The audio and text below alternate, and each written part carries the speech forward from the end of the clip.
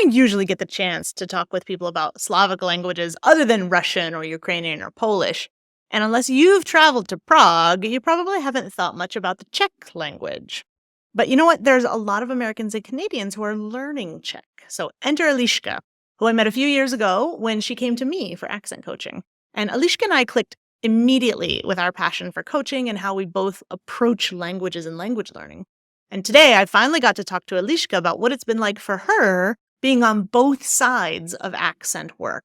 So as a teacher of Czech to English speakers and formerly teaching German, also as a learner of Spanish and English and other languages. You're also going to hear about how she was certified as a language coach herself and how that changed the way she works with her clients. You're going to hear some sounds you might not even know existed. You're going to see how the grammar and the spelling and the syllable stress, the rhythm, and even the intonation are very different for a Czech speaker. And you're even going to get to learn a few words in this cool language. I promise you this is going to be a very unique episode. Now, on with the show. So first of all, tell me how you've been. This is maybe a good time to talk about how you came here and how you got here and your journey kind of on both sides of speaking and communication and what accent might have to do with that. Please. I am from the Czech Republic and I teach Czech to foreigners, to people from other countries, but especially to Americans and people from Canada. And I didn't pick them. They came to me. I don't know why, but it works very well. I feel that the cooperation works really well. So now they are my main client group. And I run a small YouTube channel that I call Because Czech is Cool, because I really feel that the language is cool. And I taught German before, and I felt that people were like forced to learn it because of work, because of university. But then I switched to Czech. And suddenly people told me, I really like the language. I want to learn it. I have ancestors there. I married a Czech guy. So suddenly it was something very exciting for them. So that's why I call it Because Czech is Cool, because it's cool for me and for my clients. It is cool. Yeah, languages are cool. I'm super nerdy like this too. And I feel like Czech is a language that, coming from the US, you hear about a lot of the bigger European languages, let's say, that are more popular or have more speakers. And then you say, oh yeah, that's a cool one. Look at that. I didn't realize. Did I ever tell you actually that I went to the Czech Republic? I don't remember if I told you. No, you haven't told me. Yeah, actually my passport was stolen in the Czech Republic. It was quite an adventure. Not to say anything about the country. That happens everywhere, anywhere. But that was the only time my passport ever got stolen. And they say it's going to happen once. It's bound to happen once. Despite that, I loved being there. It's so gorgeous in Prague. And I just loved it. I totally would like to come back sometime soon. And I can imagine that people fall in love with the place. They fall in love with the language. What do you think it is about Czech that is interesting, maybe exotic, different, intriguing? What do you think it is about the language, the features? In terms of my clients, I think very often it's the people. So they meet someone or they have partners, they have families here, or maybe their son married somebody from the Czech Republic and they want to communicate with their grandchildren. But I also get people who are just nerdy, as you said, and they like to learn languages and they want to learn a Slavic language, right? So then they choose between Russian, Ukrainian, Serbian, Polish, Czech. I think for many people, it's Prague because it's really beautiful. It's a beautiful city. I can't really imagine it's like our nature or the way we behave because sometimes we are very like, we don't want to talk to people and we are not really nice speaking to foreigners. But I heard a very nice story that Czech people are like a melon, like a watermelon. So when you knock on it, it's really hard. It's really hard to get in. But once you get in, you get the sweet and nice fruit. Oh, I love that. That's a great metaphor. I was thinking the same idea as you said that, how you were describing the people and then I thought, oh, I know there's a lot of cultures like that where from the outside, you think it's kind of impenetrable, right? Oh, I'll never make friends with these people. They don't open up, things like that. But usually when you do find that crack in the wall and you get in with those people, they're usually the most warm, wonderful people. It's really worth the effort to crack the watermelon open and see the sweetness inside. Nice metaphor. I love it. I love it. Yeah. So for some people, they have a connection there. It could be the place. It could be the people. And then they discover how cool the language is. So what do you think is cool about it? I really like the declensions that we use. This is something that all Slavic languages has. I don't know if you know something about it, but it's Can basically... you explain what declension is for our audience? Yeah, definitely. You take a word. So let's say in English, you have the word car. Mhm. And in all possible contexts, in all possible situations, it's just a car. So Mhm. I have a car, I see a car, I go by car. So in Czech, depending on the context, you change the ending of the word to indicate what context is it. So am I using it? Am I seeing it? Is it approaching? So it gets quite tough and difficult, I think, for people trying to learn Czech, because they not only have to learn car in Czech, but car plus 7 forms in the singular and 7 forms in plural. Oh, wow. So this declension happens on nouns, or it happens in the combination of which verb it is? Well, how do we see that grammatically? Yeah, nouns, adjectives, pronouns, and numerals. Ooh, so a lot of things. And do they match? Is there agreement there? For example, if you've got a noun with a number, if you've got, I don't know, you're setting the table and you need 5 forks, do I need to do something to the number 5 and the number forks? I'm sorry, the number 5 and the noun forks? Yeah, definitely. And another thing is that there are 3 grammatical genders in Czech, masculine, feminine, and neuter, and each of them have different endings. So you have to know the gender, you have to know the case, and then you have to change the ending accordingly. So it's difficult. When I see my clients trying to learn this, I'm like, I'm so sorry, but it's worth it. Just do it, it's worth it. And I like how you reframe it, right? We can say it's difficult. Okay, it's difficult. But we can say it's interesting, it's intriguing, and it's very cool. Though all those things make it really interesting and cool if you're coming from a language that doesn't have that. Yeah, it's difficult, but also there's a reward, I think, for that difficulty, because your brain thinks in a different way. When you have lived in a certain language and thought about the world around you in a certain way, in a certain pattern, and then you realize, hey, that's not the only way to think about it. Let me put all these different frames and filters on there. Your brain works differently, and how you see the world is different. But you know what's funny? You know, we forgot to introduce your name to the readers, right? And I think that's also very interesting, speaking of Czech, because I remember the first time I met you, I thought, oh, this is going to be very interesting because I don't know much about Czech and this person's background. And then I saw your name has like a symbol that I'm not used to. And I thought, I need to ask this person how to say their name because names are tricky, you know, in all languages. So can you explain a little bit how I would see your name written and how that kind of translates to the pronunciation? Okay, yeah. So my name is Eliška. This is how we would pronounce it in Czech. Eliška. It's Eliska, but the S has a little hook above it. And this makes a sh sound. So it's like in English SH. So it's not Eliška, it's Eliška. Shh, it makes shh, be quiet, as in be quiet. Shh. To me, it kind of looked like an arrow pointing down, like that top part of an arrow, right? And I remember too, I was trying to write your name on this Google Doc that we had, and I didn't know where to find the character for that. So I felt so embarrassed because I was like, names are important. Names are such a connection that we have with each other. And the very first thing was, I didn't know how to say your name correctly. I didn't know how to write your name. It's hard to kind of even bring that up and talk about it because I've had similar troubles too. My name in some places is very common, but in the US when I was growing up, my name was not common at all. Bianca, it's not common. It was not when I was a kid. And so teachers, everybody would say Bianca, Bianca, Binaka. Nobody could say my name, which was kind of frustrating as a child. So I wanted to be called Jennifer because everybody knew the name Jennifer. And I had to, as a kid, I had to spell it. I had to teach people how to pronounce my name. And I moved to Mexico about 6 years ago. And we should talk about you being in Mexico. But I moved to Mexico 6 years ago. And before I came, I thought, oh, this is going to be awesome because it's a really common name in Mexico, right? Bianca. And I knew that because I had already met a lot of people from Mexico, women whose name was Bianca. So I was like, oh yes, this is going to be no problem anymore in my life. Guess what?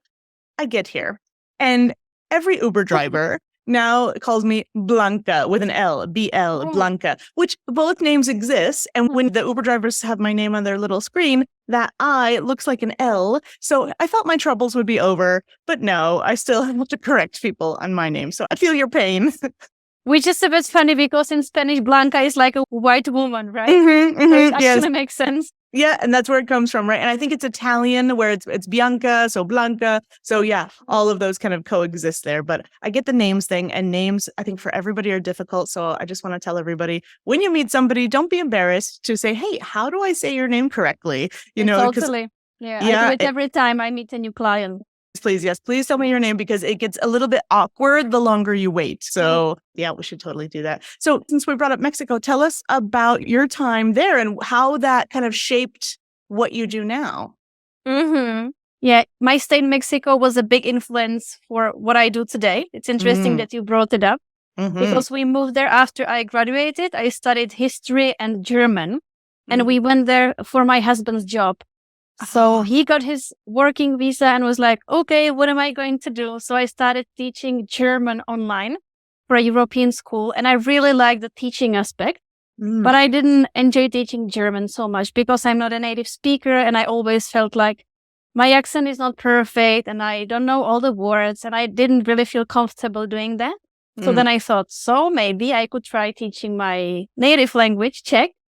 And then little by little, I switched and I stopped teaching German and I started teaching Czech. So this is how actually my Czech teaching journey started. I didn't realize that. You actually started that when you were in Mexico. And can I ask, what year was that? 2016. Okay, so because you mentioned you were teaching online already, and in 2016, doing that was still kind of new, and people weren't really doing that kind of thing. And I know that because around that time too, I was doing an online master's.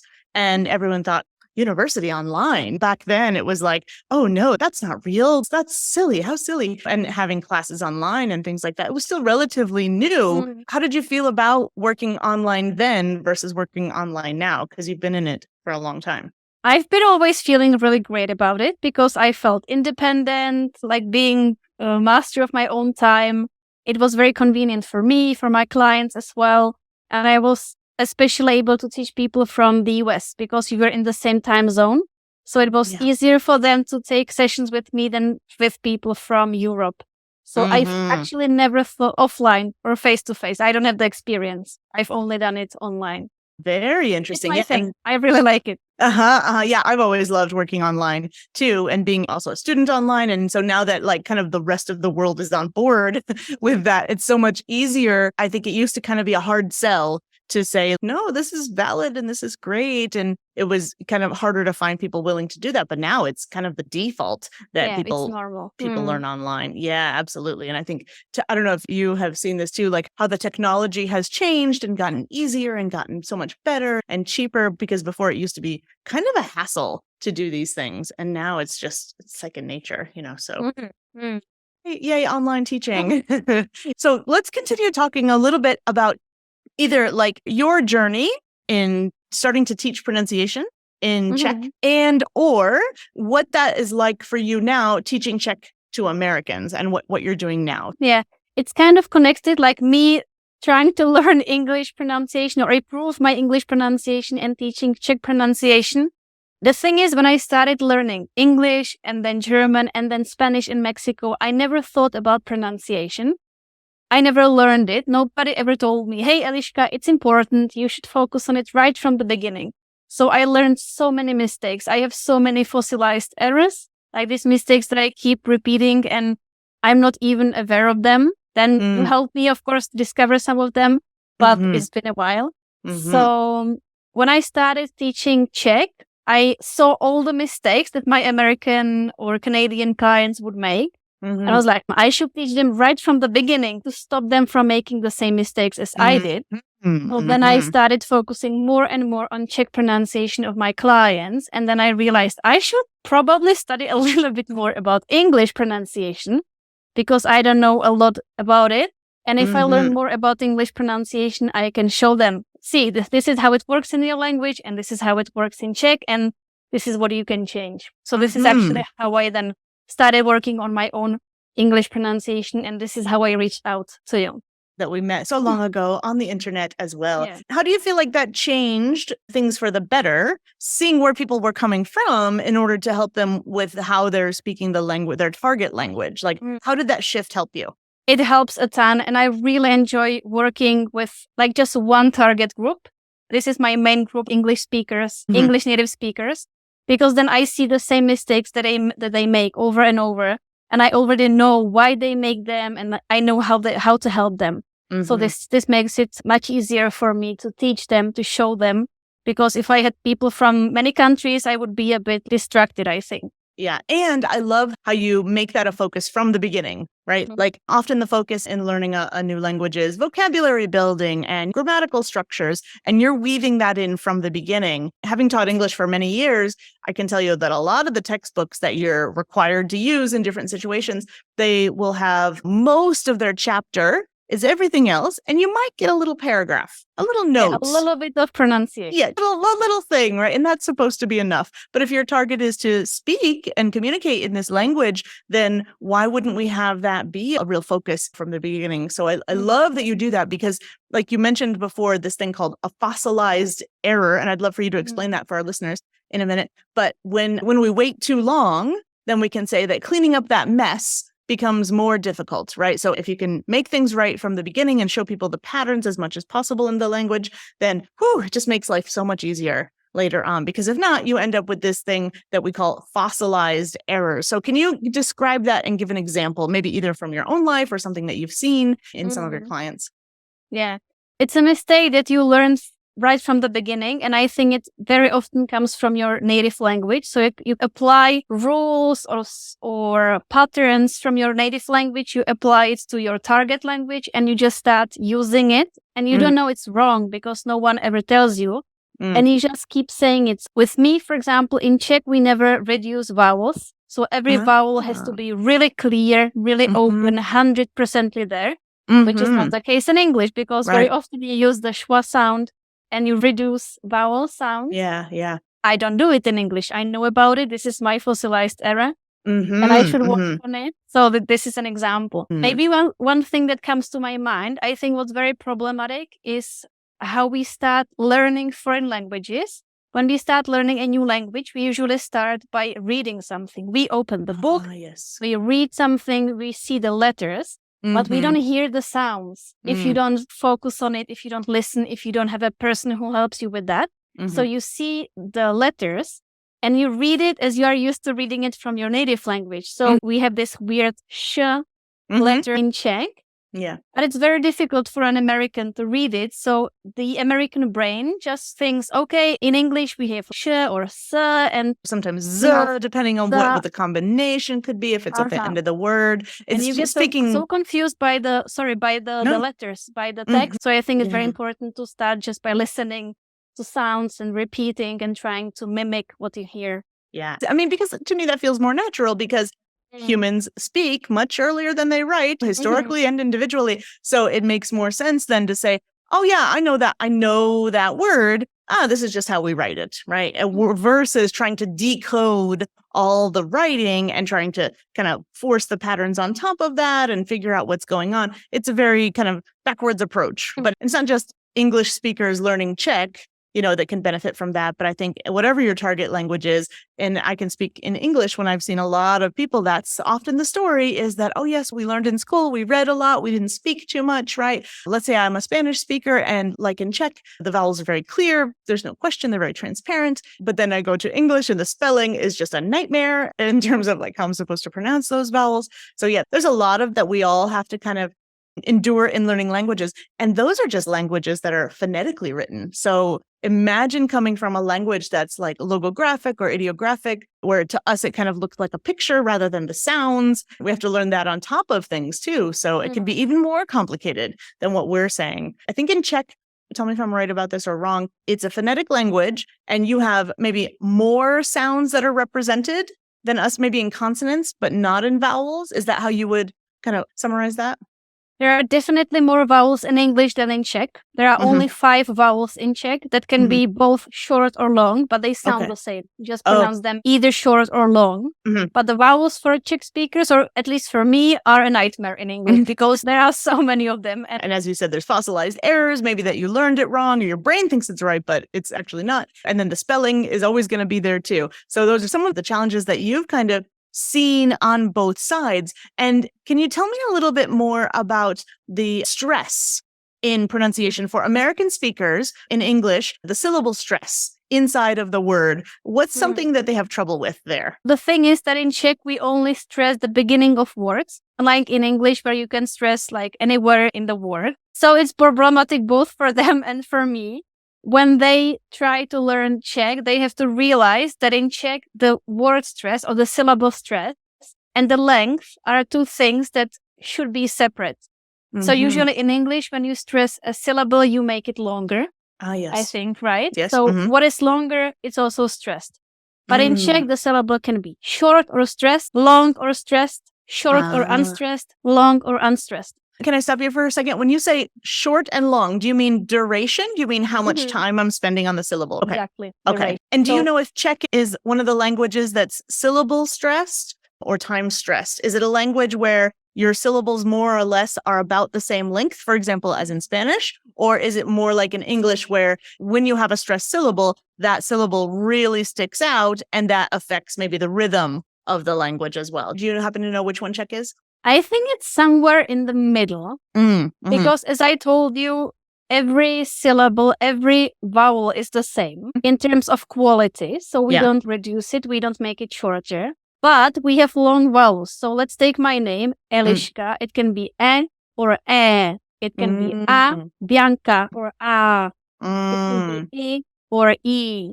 It sounds like time. It sounds like duration. So, when you say long, it's just that. Yeah. Duration. Do you get a sense that it's similar to German in that way, in terms of syllable stress and word stress and how you spend time on those things? Because that's what it sounds like you're describing that. Yeah, in German, they also have long vowels. Yeah, I would say, yes. Okay, so we can say that. Yeah, I'm asking because in general, if we're talking about rhythm, which usually relates to syllable stress, then there's basically two systems in the world. Really, there's three, but Japanese is one of the only ones that does that third system. For example, you've got like Spanish. To my ears, it sounds like a machine gun. The syllable length is very much uniform. And then you've got things like German, which technically it's in our rhythm system, but it's a continuum. So it sounds a little more choppy to us, or that syllable length sounds a little different. So to me, it sounds Czech might be one of these that, oh yeah, it's technically this kind of language in terms of its rhythm, but it's on the spectrum where it doesn't seem like that. Do you see what I mean? Yeah, but compared to Spanish and English, I definitely think it's more on the Spanish side because exactly as you say, Czech is like do. Unlike in English, where it's like more da, right? Yep. With the length between the stressed syllables. Okay, let's say when you look at a bunch of words on a page, it's unlike Czech in that it's not regular. It's not going to be the first syllable or the last syllable. It's irregular when you look at the syllable stress, but it becomes regular when you look at the word stress. So the distance between the stressed syllables among all the words then becomes rhythmic. Like you said, da, right? Versus da. And you can have, as we said, a spectrum where you've got a mix of kind of both of those. And what you were saying, I think, about the syllable stress being on the beginning of words in Czech, that's going to result in kind of an unusual rhythm for us, right? How we see that. Does that make sense? Yeah. There are very common, there are words in Czech that are pronounced like, I will just mimic the rhythm, not say the word. It's like tata. So the first syllable is stressed and the second one is long, but it's unstressed. Tata. I don't think there is anything like that in English. Yeah, no, definitely not. Definitely not. Because when we say either syllable stress or word stress, we mean three things, right? One of them we've talked a lot about duration, like how much time am I spending on that? And then number two, we have the volume, right? I'm going to increase my volume. It's going to be louder. And then the third thing is my pitch. My pitch is going to go higher, always for syllable stress. And then if it's a word stress, I might go down on the word, but there's something I do with my pitch. So we've got the pitch, we've got the duration, and we've got the volume. So to me, it's really interesting because for you, you're saying, oh yeah, I can have duration. It can be longer, but that doesn't mean I'm actually stressing it. So I can do 1 out of 2 over here and 2 out of 3 over here. So I can see how the brain, if you're used to American English, is like, whoa, hold on. What's going on here? Where do I need to focus? How do I break this up? So I can see how without your guidance, it might just be a bit of an overload. I don't know what to pay attention to. For example, in Spanish, when it's that machine gun sound to me, at the beginning, it was a bit exhausting because in English, the word that pops out, the word that is stressed is the most important word in the sentence. So I don't have to listen to all those other things too much. But in Spanish, I have to filter through all the machine gun to find out what it is. So it would be a whole different kind of approach that my brain would have to wrap around to kind of pick out the important things in Czech. Does that make sense how I'm describing it? Yeah, definitely. And that's why I also think Spanish was a bit easier for me to learn because it's similar to Czech in terms of pronunciation, but also grammar. I think these languages are closer than English and Spanish or English. And you mentioned pitch. I also think that we don't use pitch so much in Czech. So the way you use your pitch and also the way you use your the volume, I think it's much more intense in English than in Czech. In Czech, it's much more. In English, it's like this, and in Czech, it's like this. And I think it's like our nature or the way we are. We think we Czechs are always like in the middle. We don't really want to stick out. We don't really want to be. Everything is a bit grayish, and it's also shown in the language. Whereas Americans are seen as much more dramatic and kind of all over the place, the ups and the downs. And it's hard not to know what an American's thinking or feeling or what they want from you. But in some languages, depending on the culture or how the language sounds to us, we're thinking, is she angry at me? Is she being sarcastic right now? Sometimes it's hard for us to read other people because we expect maybe more signals, let's say. And that subtleness is kind of hard for us to grasp. We're always guessing what the person is feeling, what's kind of behind the words, right? So the intonation and the use of pitch and volume, like you said, that could be something that you're not prepared. And so you have to dig a little deeper on the subtlety in that. So that's all stuff that's even beyond the grammar, beyond the pronunciation, beyond the sounds. And can you tell us a little bit more about the letters and maybe some consonant clusters that Americans also find difficult besides that sh that we talked about before? I think sh is quite obvious because you have the sound. You don't have the symbol, you don't have the letter, but you have the sound. But there are sounds in Czech that don't exist in English. One of them is ž. Television? There is j as in television in Czech, j, but there is one that is a bit similar but a bit different. J.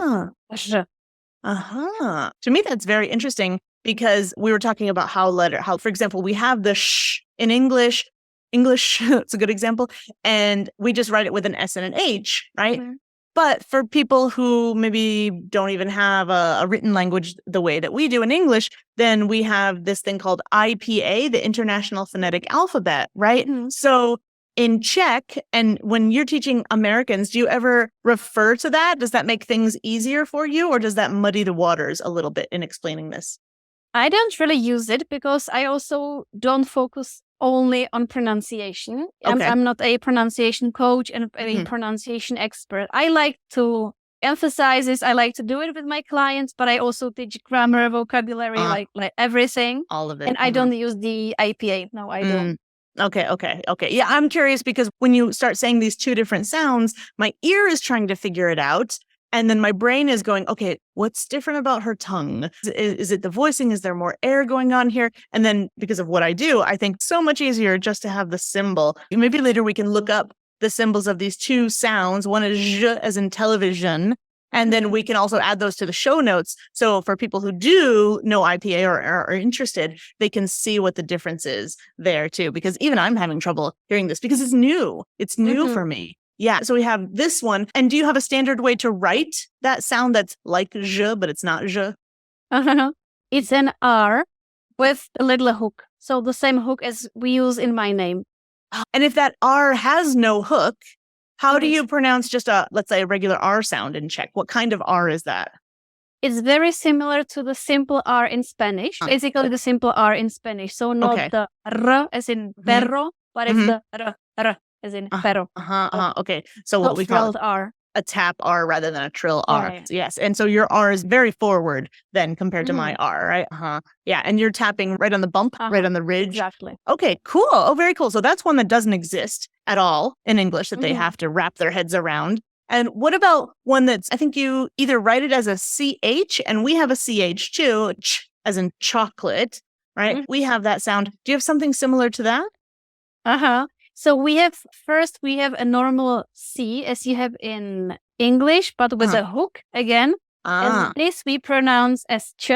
So as CH in English. Ch. We have a special letter that consists of 2 letters. So it's CH, but it's one letter only. And we pronounce it as k. It's one sound, okay. Kind of like how we do the sh, right? We write 2 letters, S and H, and we put it together, and we make this one sound, sh. So you take a letter C and a letter H, you put them together, whereas I would say ch when I see that. What do you say when you see that? Very well. Okay. Okay, for us, almost kind of like our H then in house, almost, a little different. Yeah. So we also have which is produced like here, and then which is pronounced here like in the back of your mouth.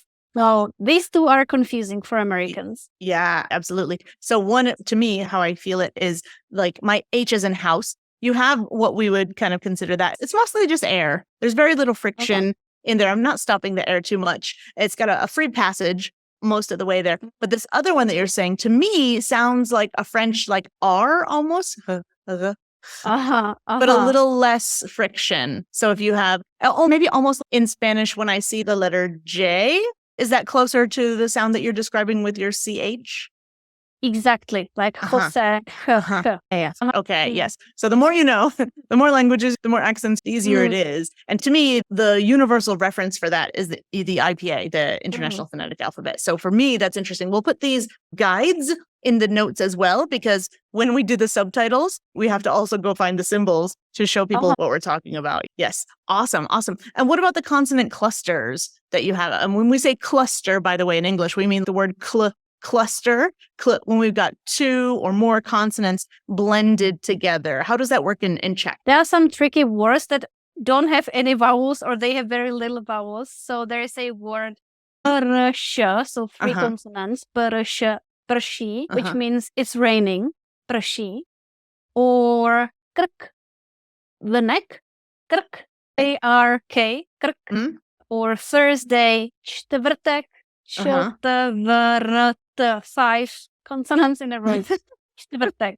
Wow. I feel like in English, you might get a 5 consonant cluster, but it might be that like 3 are at the end of one word, and then 2 are the beginning of the following word. So it's pretty rare and random, but it's possible. And when you connect the speech, then you might end up with this. But I think 5 would be the absolute limit. 4, I've seen in English, I'd have to think about a 5 consonant cluster. And for us, we look at the letters like we were just saying, a C and an H, right? And you have to think, is it the number of letters or is it the number of sounds, that you're making? Yeah, because consonants can be difficult for the mouth to form. So I can see how that's going to be really difficult. So consonant clusters are difficult. Sounds that we don't have in learning Czech, we have to learn and kind of figure out how to do it with our mouth. The syllable stress and then the resulting rhythm is something we have to put our brain around.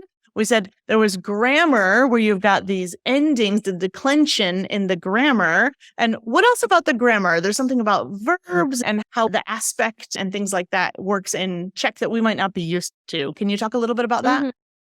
There is one really interesting thing about Czech verbs. Basically, every Czech verb exists in 2 forms that are a bit similar but a bit different. So in English, you have a verb to make or to do. And you always use it in the same way. In Czech, there are 2 forms of the same verb. So we have dělat, which means like to make or to do, and it's a process. I'm either doing it right now, or I was doing it in the past, or I would do it every day. There's repetition or a bit of a process in it. And then we have udělat, udělat, which means like do it and finish it. So how I would wrap my head around that is I think of the progressive tense, like how you just described it. I am doing it. I was doing it, where we have to have the verb to be and the ing on the end. and then how we might use like a perfect tense to mean like it's finished. Do those line up in the same way?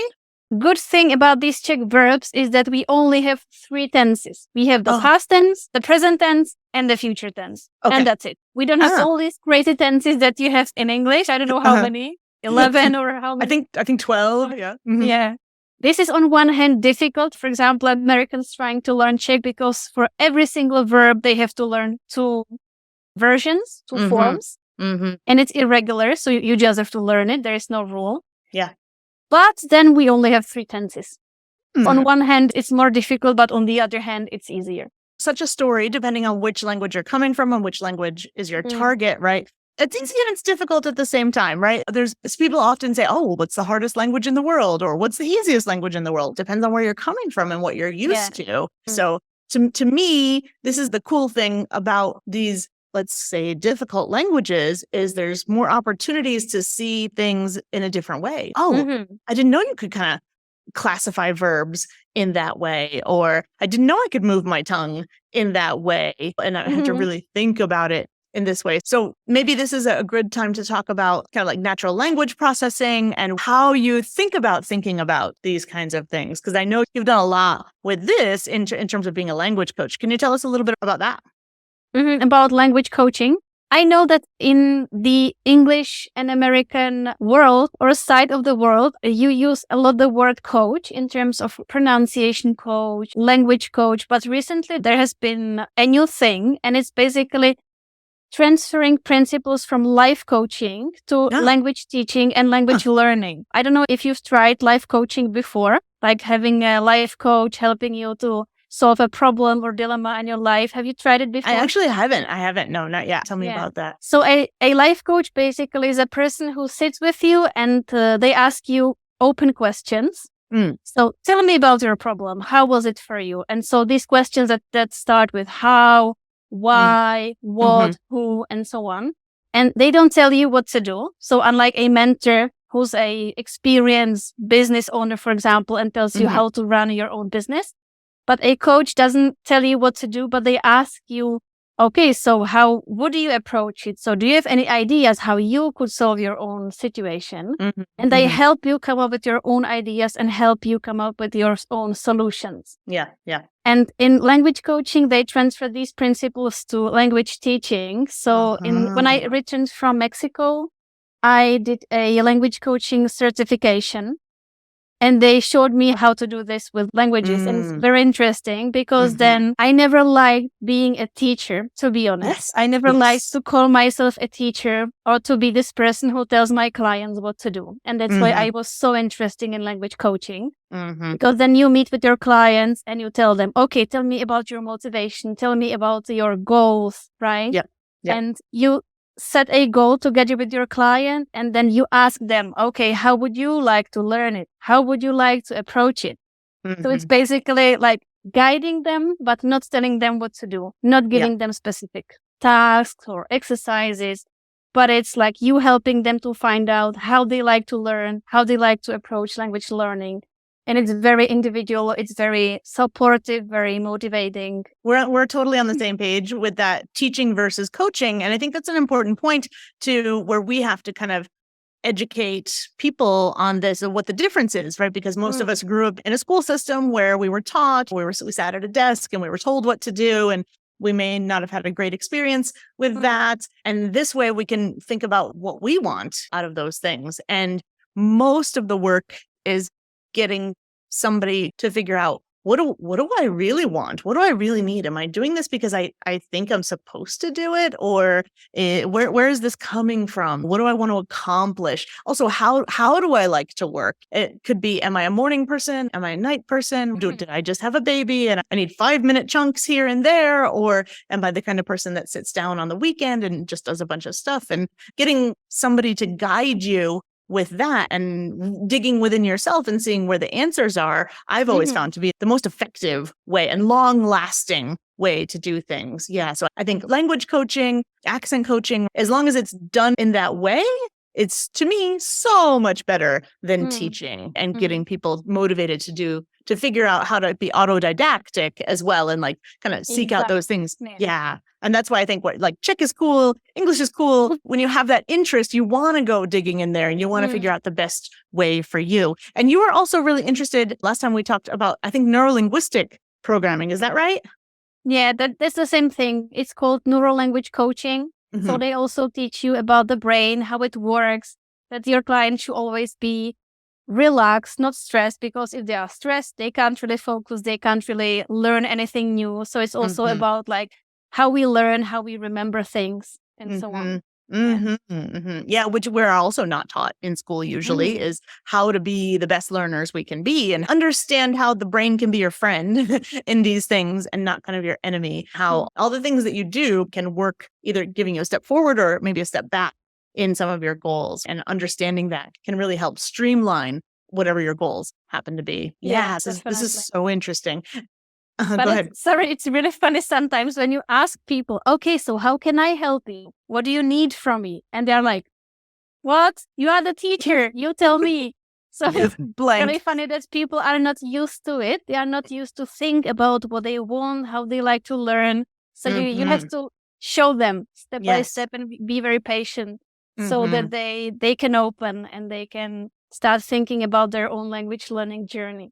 Yeah. They often have no idea. They know that they need help and they know you might be the person to help them, but they can't see the clear path because they've never had any training on seeing the path or even understanding their preferences. Oh, I like this better. This works for me. They've never been given the freedom for that in the school system. And I understand why it's like that, but it's a whole thing. It's not just verbs and declension and things like that. It's like, what's most effective for you and what works best for you. Yes. And when did you start getting into that? Was that also when you were in Mexico? When I got back to Prague. So that was 2019. And I don't do like pure language coaching because I know there are language coaches who do just language coaching. I kind of pick the stuff that I like, pick the techniques that I find like that fits into my system, and I kind of combine everything together. So I would say that my teaching style is a little bit of coaching, a little bit of mentoring, telling people how to learn, what's effective, what methods or techniques to use. And of course, it's also connected with teaching. You have to have the teaching part as well.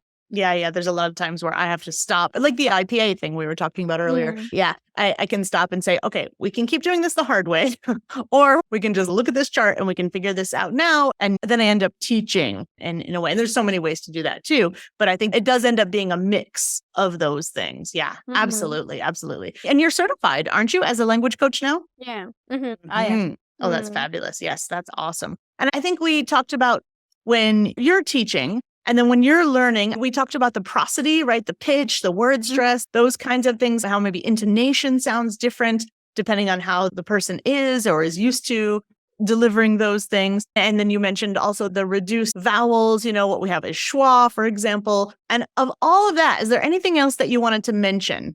This is what I discovered maybe when I started working with you or when I was in this like English pronunciation learning process, which it's been a while because now I have a little kid, so it's a bit difficult. But then at one moment, I had this like aha moment where I realized that what's most difficult for me is actually the prosody. So the intonation and the rhythm and stress, because I always focused just on pronunciation. But it still sounded, and I know it still sounds weird when I speak in English because I apply these Czech principles that we talked about previously. That I sound like da-da-da-da-da-da-da. And I stress the beginning of every word, even in English, because this is how we do it in Czech. So I know that like the stressing and the intonation and melody is something I definitely need to work on in English. More natural. Yes. And sometimes it's how, as a speaker, for example, in Spanish, I'm still working on my vowels for sure, but also my placement. So if somebody speaks from a head voice versus like a chest voice. So in Latin America, especially women, they really speak with a head voice, and the resonance is a little bit different there. And when I try to do it, like I know how to do it, my brain knows what to do. But when I do it, I have this feeling of, oh, I sound like a little girl. I sound a bit helpless, right? These are my connotations of what I'm bringing from speaking English. So when you do this, you might feel a little, I don't know, sing-songy, or you might feel like, who is this person speaking through my mouth right now? And it's something that we have to we can choose, right? We can choose to put that on like a jacket, and we can say, okay, when I'm speaking to these people, I'm going to do these things. And maybe it feels weird at first, but then later you end up feeling much more, as you said, natural in that context. So I think it's worth like examining and figuring those things out too. Not just pronunciation, not just grammar and things like that, but that's a whole thing that we can do for connection if we want to. Yeah. But I think this is so important what you've just said. Pronunciation and accent, it's actually not about the sounds, that we are not able to make these sounds. It's in our heads because we feel we sound strange, or we think we sound like fools. It's in our heads. We need to just forget about how we should sound, and we should just copy or mimic the native speaker, and just forget about how we sound in our native language, because in a foreign language, it just sounds different. And there is a quote, I think it was by Stephen Krashen. He's a linguist, and he said, I don't know how exactly it was, but something like, the problem about adults trying to gain foreign accents, it's not about their technical ability to do it. Yeah. But it's about them being afraid to sound like a fool. Yeah. Yeah. Often it's our ego that gets in the way, right? And that's unfortunate too. It happens to me all the time. My ego gets in the way, and I think, oh, I don't want to sound like that, or I shouldn't sound like that, because I have these preconceived notions. And then in the end, my communication suffers for it. Either my communication, or I don't have that connection with the person that I could have by doing this thing. And this is you and me. These are people. We know these things. And so we do something about it. But imagine somebody who just doesn't know any of this. It can be a little bit bewildering, a little bit confusing, not to know and be empowered by those things. I'm glad that I do what I do. And I have the language as I'm learning other languages too. And speaking of that, what is it you're doing right now? Because you said you have, because Czech is cool. Tell us a little bit about that. Do you have a school? Do you have a website? Are you doing classes? And tell us a little bit more about your YouTube channel too, if you don't mind. I have a YouTube channel where I post videos for Czech learners. And I focus on people whose native language is English. So I like to compare. I like to tell them, look, this is how it works in English. This is how it works in Czech. And I really like comparing these two languages. I don't focus on beginners anymore because, as I mentioned previously with the language coaching thing, I like my clients to think about their own ways of learning. And usually with beginners, it doesn't really work because they are lost and they don't know anything. So I focus on more advanced speakers. And I also offer private sessions for pronunciation, for language learning. And recently, I also started working on online courses that I sell. So I have one course where I teach people how to learn Czech. So I teach them about the techniques, about the strategies, about the system. So not the language, but how to set your goals, how to think about your actions, how to reach your goals, and so on. So yeah, that's nice. Nice. That's fantastic. I know that lately it's been a little more difficult with having the baby around too, but you've already got such a great foundation, how you like to work, what you like to do, what's effective to other people, and people can find you at your website, becausecheckiscool.com. People can find you on your YouTube channel. Awesome. Awesome. Are there any last things that you want to tell us as well about your life, your language learning journey, how you can help people? Is there anything we haven't mentioned yet?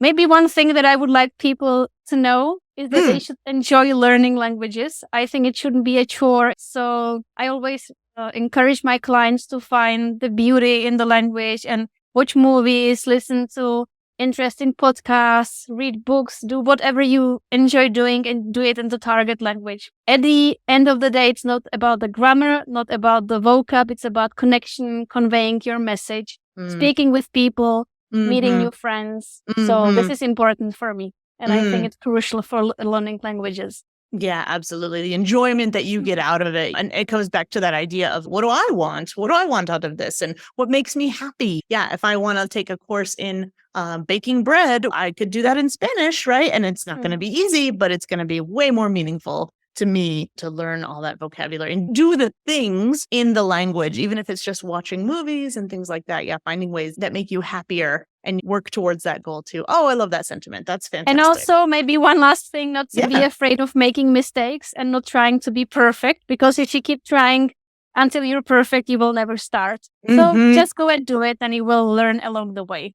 Totally. Start messy. That's one of the beautiful things about language is you always have another opportunity to get it right, make it better, make it different, right? Make mistakes that ends up being a story later. It's all good, right? Yeah. A lot of people have that fear probably left over from school where being wrong was a problem, but here being wrong just makes you understand something a bit more. So Eliška, thank you so much for coming today and talking to our listeners, because it's not often we get a chance to hear about some of these, we could say, less popular languages in the world languages. It's really an honor to hear about it from you and also from somebody who has had the same journey, right? You've been on both sides of language learning and language teaching. You've gone through and seen what you're passionate about, and you've taken that passion and given it now to other people too who need that. So I really love talking to you. I think as soon as we met, we really clicked, and I'm so happy that now you've had the time to record this with me. If you get some time later, we can always come back and talk about more interesting things.